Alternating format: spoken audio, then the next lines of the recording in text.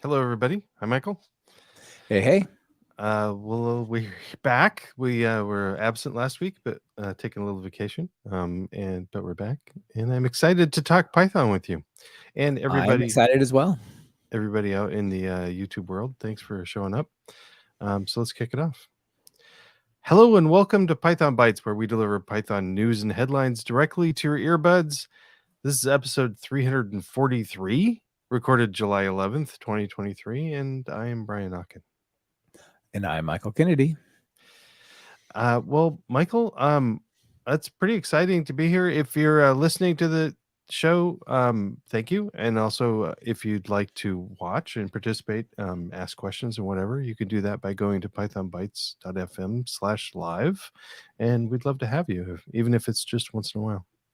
So, Yeah, sometimes people show up in the live stream that will possibly get their projects will actually get mentioned as well. And that's always kind of interesting. I'm feeling this might happen today. yeah, speaking of that, Seth Larson showed up and we have some Seth Larson news to share. So that's cool. Hey, Seth. Well, how would you like to start us off today, Michael? I would like to start it with a version update. So let's talk about Pydantic. We talked about the Pydantic version 2 story and performance. So Pydantic got a major rewrite. This rewrite was, well, I don't know, maybe a year in undertaking, a year-long undertaking, quite massive. Got its internals rewritten in Rust to be way faster. We talked about the early alpha version of this, and the early alpha version had, like a 22 times speed up. Well, alpha no more. If you pip install Pydantic, you get Pydantic 2. So that's pretty exciting, right? That's very exciting. Yeah. Yeah. So there's a blog post that says the last few months have involved a whirlwind of work.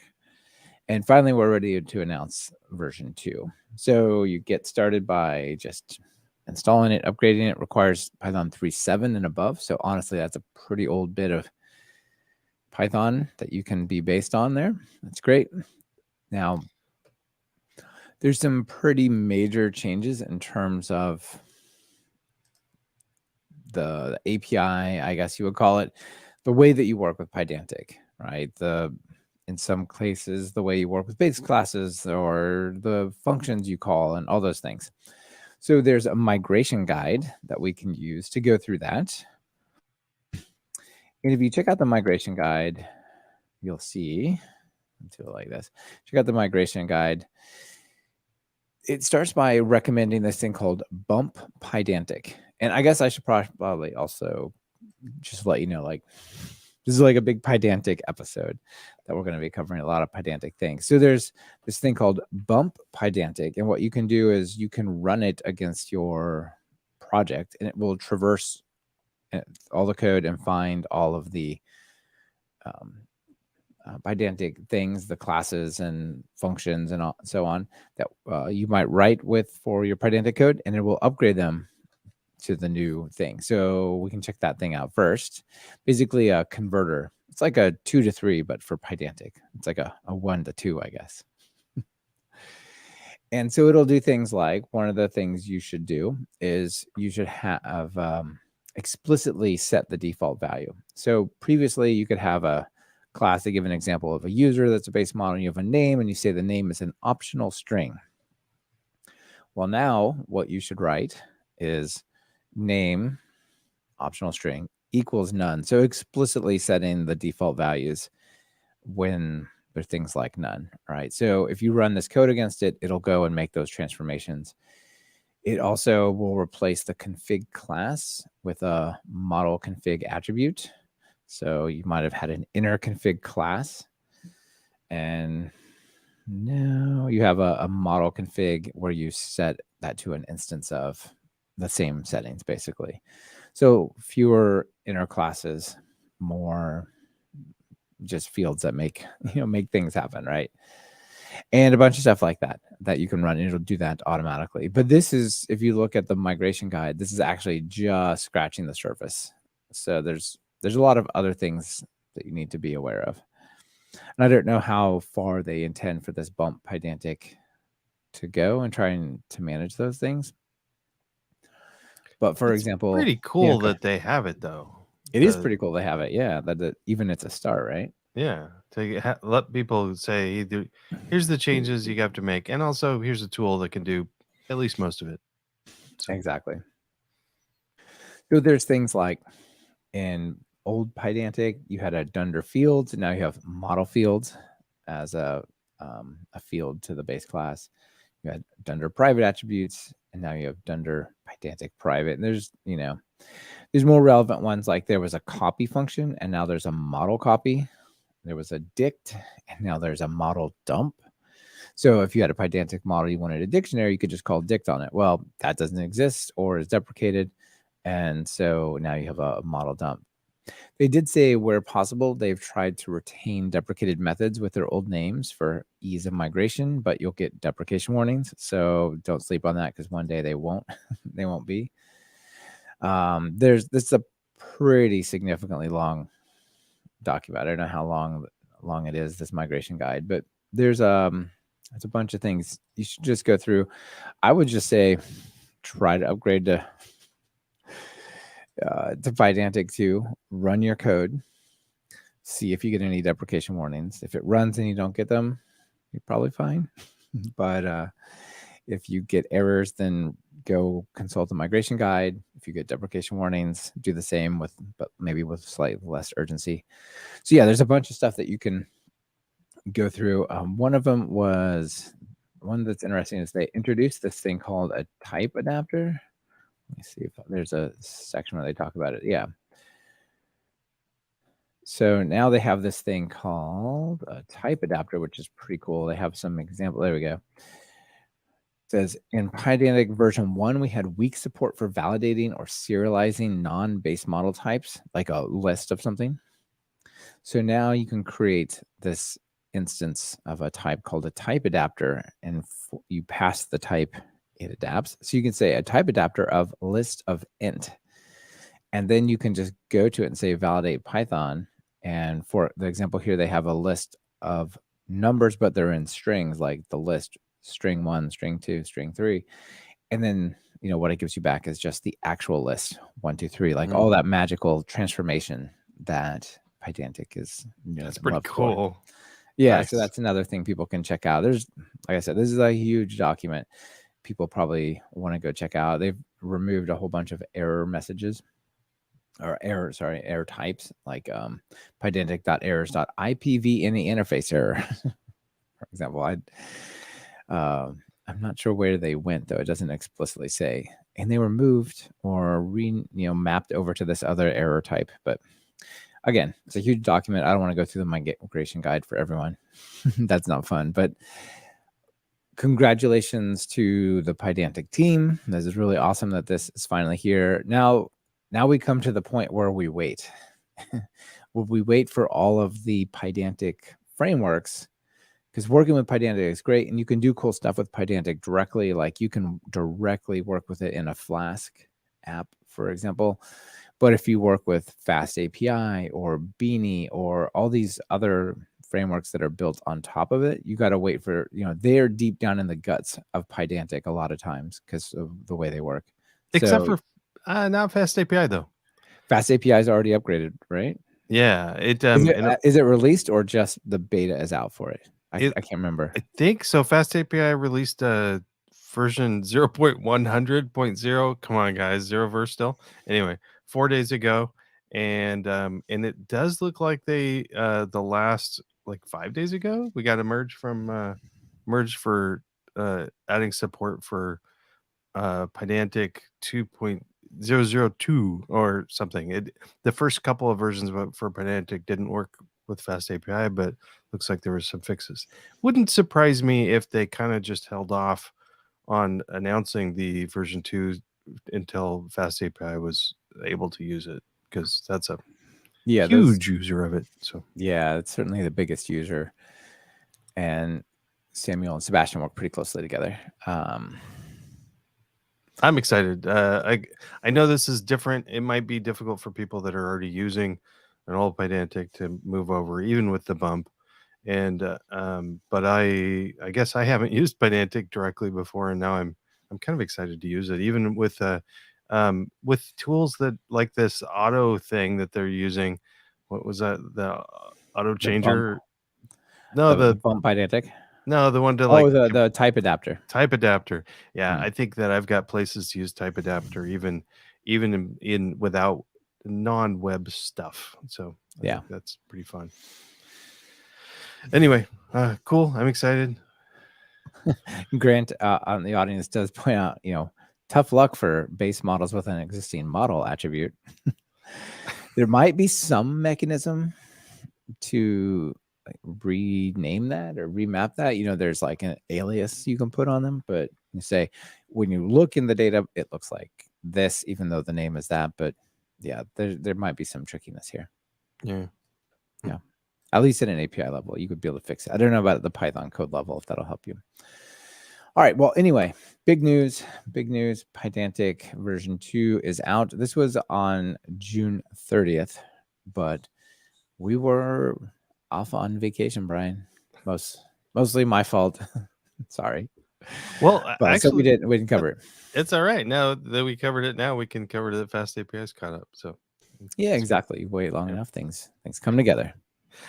Well, I want to talk about talks a little bit because I learned something new from Hinnick, which isn't that unusual. I often learn a lot of stuff from him. However, there's an article from him saying 2 ways to turbocharge talks, and he just starts right off the bat with saying, no, it's not just run parallel, because actually running parallel is pretty cool. And if you don't know about running parallel, I usually just use the tox-p to run parallel.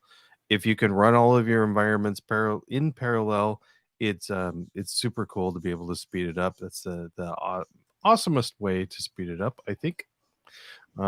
He does note that it's broken for some people. So Tox 4 has some Tox 4 is awesome, and it's got some great new features.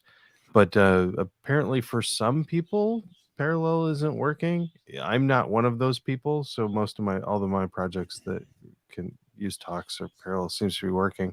But I'm not using something complicated. Apparently it's broken for adders, for instance, or at least it was last time I checked.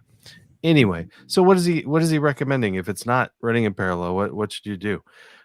This is something that I didn't really think about before. So one of the things that Tox does is for each environment that you set up, like say you've got environments for 3 versions of Python, um, and it will create uh, a source distribution of your library or package for each of those. If you're doing a normal, like using Tox to test a Python package, it'll build a source distribution for each environment. Except for that's not really how we use our packages. We build it once and throw it up on PyPI, and everybody uses the same one if one supports all 3 versions of Python. So he's showing us a way to get around that, to say, instead of building it on all environments, go ahead and just build the wheel once. And so you tell it to build the wheel instead of a source distribution, and you tell it where to put it and there's apparently a command line way to do it, but really it's you throw it in your toxini file, or if you're using pyproject.toml, you can throw it there too, of course. But so there's a wheel build environment that tells Tox what directory to stick it in, and if it's the same directory for everybody, it'll get used for all environments. And this alone sped up quite a few of my workflows, which is really cool. Just building it once, using it in testing it in different Python environments. Yeah, that's really excellent, because generally the wheel's not going to vary from 3.9 to 3.10, right? Right. Yeah. In a lot of Python only packages, you're going to use the same wheel for everything. And now there are some that have different ones for different versions, I guess. None of the stuff I work with does. Okay, so that's the first way to speed it up. What's the second way? The second way is if you're in one of these camps, especially one of these camps where you can't run Tox in parallel, you can still run PyTest in parallel. So he's recommending using PyTest xdist and then use as a plugin, and then running PyTest-in auto, or you can give it a number of CPUs or whatever. And auto just says pick the number of CPUs you want, and you can run PyTest in parallel. This actually, if you have a fast test suite, this might slow down your tests, so be careful, measure it. However, he has an example in a lot of CPU intensive test suites, like for instance, if you're using Hypothesis and it's running a lot of tests that are similar, and yeah, so especially if you're using Hypothesis, I recommend trying out running PyTest in parallel, and it can speed things up significantly. He has an example at the bottom. Oh, I want to cover some of the other things. If you're doing all these tricks, it might muck up your coverage collection. So he's got some stuff here to help you through cleaning up your coverage, which is great.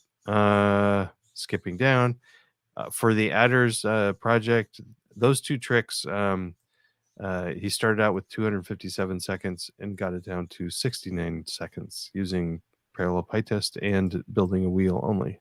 I had a test suite that was pretty fast anyway, just 18 seconds. It did take it down to like 5 seconds. So it's it's worth it just for the heck of it. Why not? So thanks. Yeah, it's almost 5 times faster. Not bad. 4 times faster. Yeah, I mean, right. If it's low, you don't really think about it, even if it's multiples. So, but yep. And the bigger the project, the more you care, right? Yeah, and I wasn't using Hypothesis. I would like to try this out using Hypothesis. It's pretty cool. Mm-hmm. Excellent. Good one. All right. Before we move on to the next item, I have a bit of real-time follow-up, but not real-time follow-up in the traditional sense where we have audience members. I just got a message from Roman Wright, who is the creator of Beanie, the async MongoDB ODM based on Pydantic. And he said, I am releasing a version of Beanie that supports Pydantic version 2 soon, either this week or next week. So don't want to put him down for a certain time exactly, but just that project is also moving along like Fast API did to support it. And he said it promises to have quite a bit of a speed up, as you would expect. Nice. Cool. Yeah, Beanie's a cool project. It absolutely is. So how about something totally different, like Pydantic? So this next item is Awesome Pydantic, a curated list of awesome things related to Pydantic.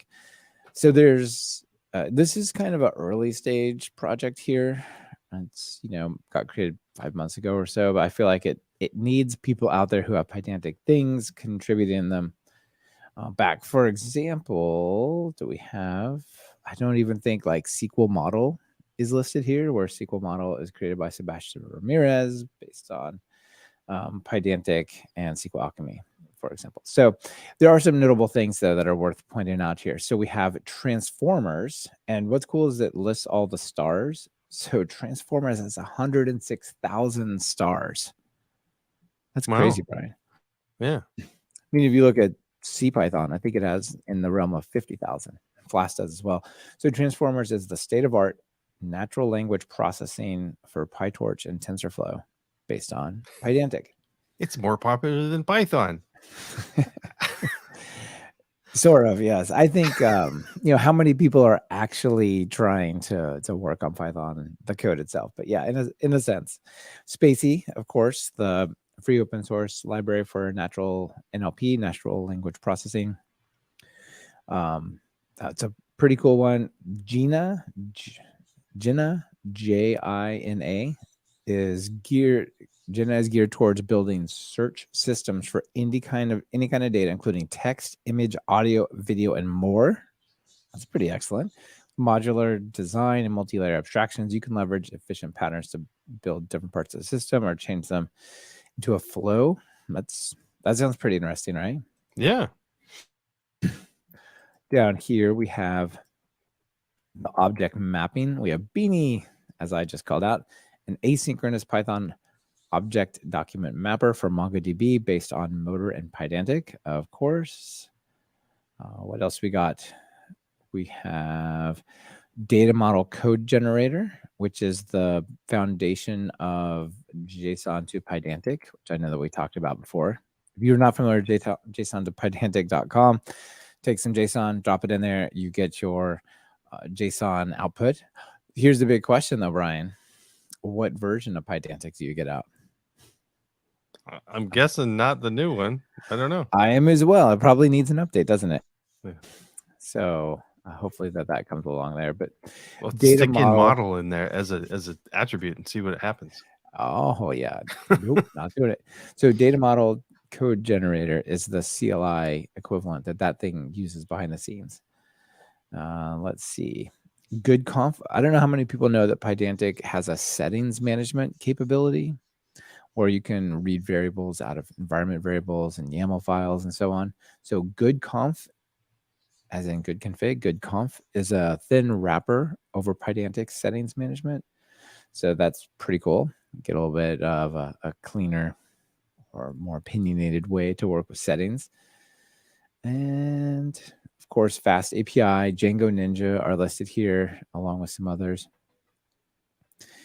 And yeah, I think I'll probably leave it there with that as the shout out for all those items. But there's a bunch of cool stuff in here. Awesome things you might say that people can check out. And also, if you have one of these projects or you're a super fan of one of these projects and it's not listed here, PRs are accepted, I believe. Yeah. Cool. Yeah. So that was the next thing in the Pydantic journey of today. Nice.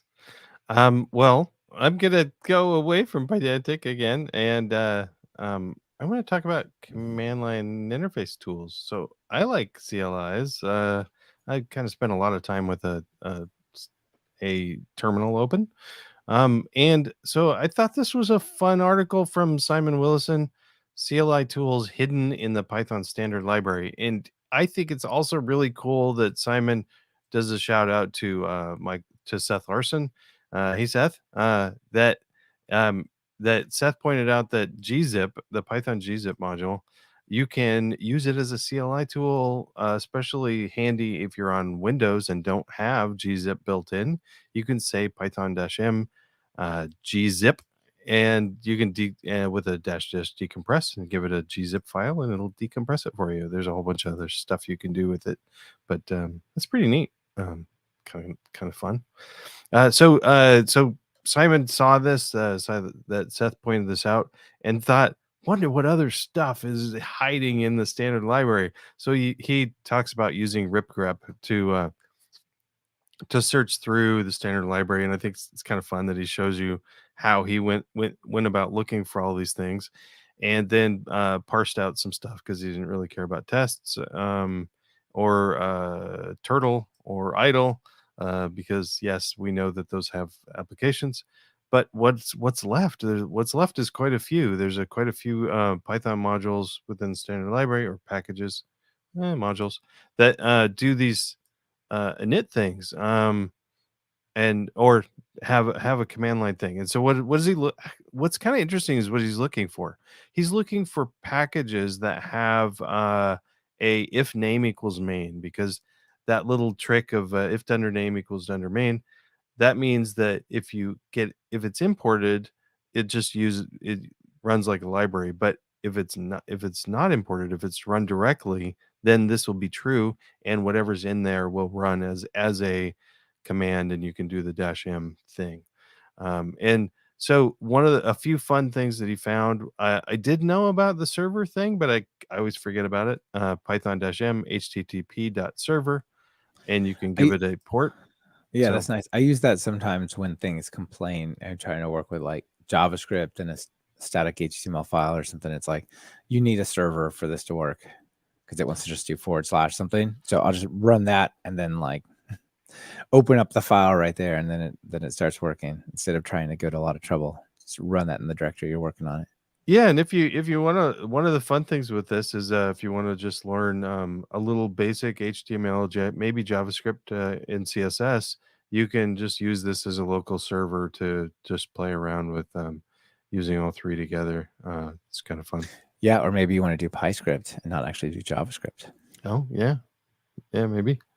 So let's go through a few more fun things. Base64, you can use -m base64 to either encode, decode, or both. I'm not sure what both at the same time means. To try that out, see what it does. Maybe you just get the answer back, just the input back. Maybe. Async IO has will open up a async REPL, where you can use await, and instead of async IO run, you can use await directly. It's just kind of fun. Neat to try out async stuff on the REPL. That sounds hard, but it might be fun. Tokenize, just as a fun thing, you can use the Python tokenizer on a Python file just to see what the tokens look like. That's kind of neat. AST I probably would use more. So you can do -m AST on a Python file, and it'll give you a printout of the abstract syntax tree, which is nice.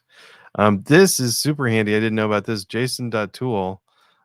You can it's a pretty printer for JSON, so you can just pipe some JSON into it and get some nice formatted output. Kind of nice. Yeah, that's really what I wanted to highlight. Those calendar, I knew about this a long time ago, and I totally forgot about it. Python -m calendar will print an ASCII calendar of the current year. Why would you need this? But yeah. Anyway, Because you can, Brian. Because you can. I used this way long ago to try to and then parsed it afterwards to hook up a dynamic calendar application to with clickable dates. It was terrible. It was a terrible application, but it was fun. Anyway. I kind of like it though. I do kind of like it. NNTP. Do you use news groups much? I don't use news. I used to news group, but apparently you can do NNTP and it prints out like some articles. Interesting. In case you want to read from 1994. Yeah. One thing I think I think it might be kind of cool if somebody had creates a meta package for this kind of stuff based on this article. So what I mean is, if you set an entry point in your Python package and you install it into your virtual environment, or you pip x install it, and it becomes a CLI command, right? So for example, pyjoke, right? I could just go up here and type pyjoke. Oh, pip x install pyjoke first, and it'll give you some kind of, it'll just call that function, right? Is it jokes perhaps? I'm not sure. Yeah. So if I type pyjoke after installing a pip x install, it says obfuscated reality mappers, ORMs, can be useful database tools, right? So, right. But the fact now I have a single command I give instead of, Python -m pyjoke, I just type pyjoke, right? So it would be cool if somebody took this and created something that I could pip x install that gave me every single one of these in a more concise way to call it. So instead of Python -m calendar, or just calendar, I could just type calendar and it runs this, right? Or I could just type http.server and it runs that. So there's something for people to try to come up with a cleaner way. There might be some name conflicts. So you'd have, like for gzip, you might need to pgzip or something, right? Like that. So would be a little bit annoying, but yeah, anyway, it'd be fun if somebody turned these into like a simpler series of commands, and just like, you got Python, you basically have all these. Yeah, it might be kind of difficult. Maybe a fun thing to try, because you can't just import the module and run it, because then that part doesn't run. So you have to, right. You would have to set up a bunch of entry points in your package and then give them names, and then basically map them over to calling. Yeah. But Henry out in the audience says, I thought the point is you didn't have to install anything to use these. Right. True. But you have got to make a bunch of aliases if you want them real short. Then Anyway, very cool find, Brian. Cheat sheet, And maybe a cheat sheet. Yeah. yeah, it's kind of a cheat sheet. Thanks, Simon. Thank you, Seth. This is cool. All right. Well, those are our things. Do you have anything extra to share with us? I do have some extras. Back to Pydantic. So over at Talk Python Training, we have a brand new course, a 7-hour course for MongoDB called MongoDB with Async Python. Oh, fun. And the whole idea is it takes Beanie and it's kind of a comprehensive introduction to MongoDB, but approaches it from using Beanie, which is Pydantic plus async and await, talking to MongoDB, how to use indexes, how do you write queries, what are the different styles. We end up building a fast API around that, as well as do load testing with Locust. So if you want to kind of see end-to-end how to build a modern Python app based on MongoDB and Beanie, check it out. Links in the show notes, just talkpython.fm, click on courses, and you'll find it over there. So I'm really, really excited. I've been working for a long time on this. It has an early bird special. So from today for a week, you get $10 off or something relative in your own currency off if you get it this week, and then it goes up a little bit next week. So really, really fun course. There's tons of stuff to learn here. People can check it out if they're interested in this. And as I said, I was just talking to Roman, and the Beanie should get its Pydantic version 2 upgrade as well. So this should only get to be a better story as we go on. Very cool. Now, is this one that you did, or was this somebody else? This is me. Okay. And awesome. Again, this is like what's powering PythonBytes.fm. This is what's powering TalkPython.fm. Like those kind of, it's the same tech behind the scenes. So pretty excellent. Nice. Another one. Did you know that PyPI has a blog? No. It does. This one's been sitting around for a little bit. I meant to talk about it, but it kept getting edged out by more urgent things. But back in March, end of March, there's now a blog.pypi.org that you can go to. So definitely check that out. One of the things that's a little bit of a hassle is if you take this like blog.pypi.org and you drop it into your RSS reader, like reader with 2 E's for me, it says there's no blog here. Is there no blog here? So go to the bottom. There's a blog.pypi.org/feed_RSS_created.xml. That is what you got to put into your RSS reader if your RSS reader doesn't find it, because there's no meta tag for the RSS capabilities. Maybe someone's over there listening, go and throw that in, make that a little bit quicker and simpler for people to find. But if you want to subscribe to it, that is that's the business right there. Well, if you go scroll, yeah, there is a little icon at the bottom right-hand corner, a little RSS thing. So all the way right down there. Yeah. So copy link. Is that the same address? Yeah, that's the same address I suggested. Cool. So people, but like if there's a meta tag you can put, so like you'll get a little pop-up in your different browsers and other things that browse it. Say, hey, just click here to subscribe, or it'll auto-detect it. Yeah. Cool. Yeah. Excellent. One final thing of my extras. Oh my gosh, there's a lot of pop-ups on Twitter these days. On Twitter, Lucas Shalenga pointed out, says, wow, Meta, as in Facebook, Meta commits to dedicate 3 engineering years to implement the removal of the Gill from Python and fix upcoming compatibility and performance issues as a result of that. Oh, awesome. How about that? So I believe this is the 703 is the No Gill work done by Sam Gross, who is at Meta. And there's been some hesitation of like, well, if we adopt this, how much things that are based on C and Rust start breaking. And so it sounds like, with a couple of paragraphs of information that they're saying, look, we'll both fix just C do it Python. anyway, and we'll fix it later. Well, I think it's like, we'll fix C Python, and then maybe I'm inferring here is like, and we'll fix the popular packages based on it that might run into trouble. I'm not sure. Yeah. But yeah, so basically 3 3 years. I think they were saying 1 to 2 years of actual calendar time, but with multiple people who are either core developers or very close to core developers to make this happen. Cool. Yeah. So that's big news, and those are my extras. Nice. I wanted to say congrats to Seth Larson.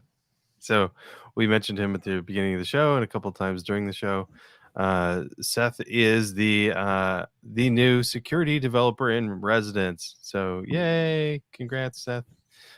So we're linking to an announcement on the PSF blog, and he also has a it's blank. He has a blog announcing the change, also a blog post. So pretty cool. I'm excited to see that. So congrats, Seth.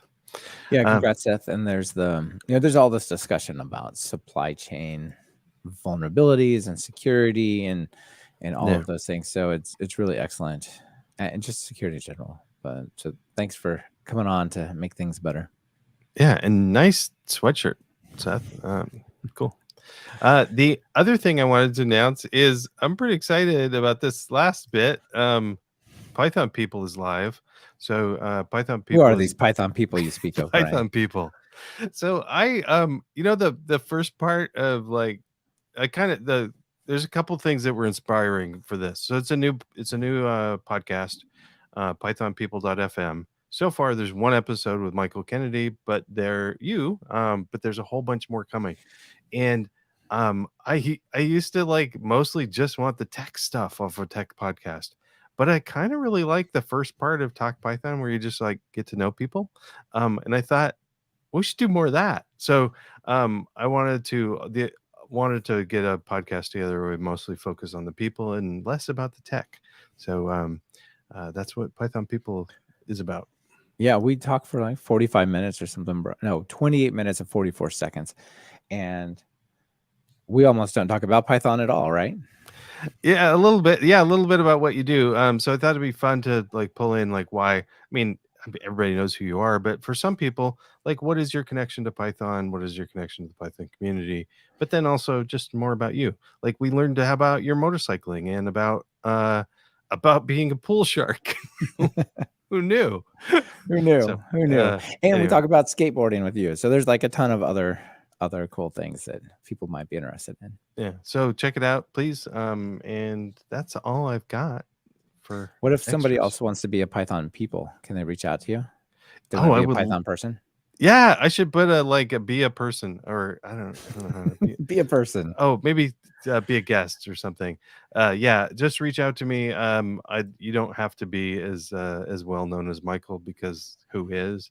But I'd love to have just like everybody on.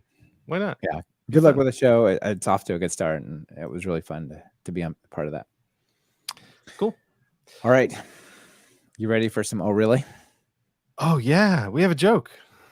We have a joke. So this is part of the Oh Really book series. O'Reilly always has like an animal or something on there. And so there's the joke series, Oh Really? ? It's kind of a riffs on that a little bit. This one is Kubernetes for beginners. It says, what could go wrong? And this is in the dev oops category of tech books.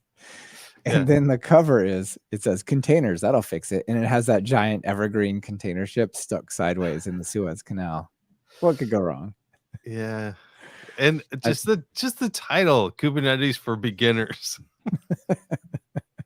No, beginners aren't there yet. So yeah, they probably shouldn't be doing Kubernetes, but that'll fix it. Yeah. Awesome. All right, then you got a joke for us as well, right? Oh yeah, just a random one I heard the other day. I thought it was terrible, so I thought I'd share it with the world. So 5 ants rent an apartment together. They invite 5 other ants to share the rent. Also, they got tons of room, so now they're 10 ants. 10 ants. Got it. I love it. Anyway. All right, I got one more in that vein for you, since I just installed PyJoke. They're a single key. Single word on the CLI for me. So pirates go arg, computer virus go argv. How about that? It's pretty bad. Yeah. But also true. They do that. Yeah. Maybe. I don't know. Anyway, cool. Fun talking with you again.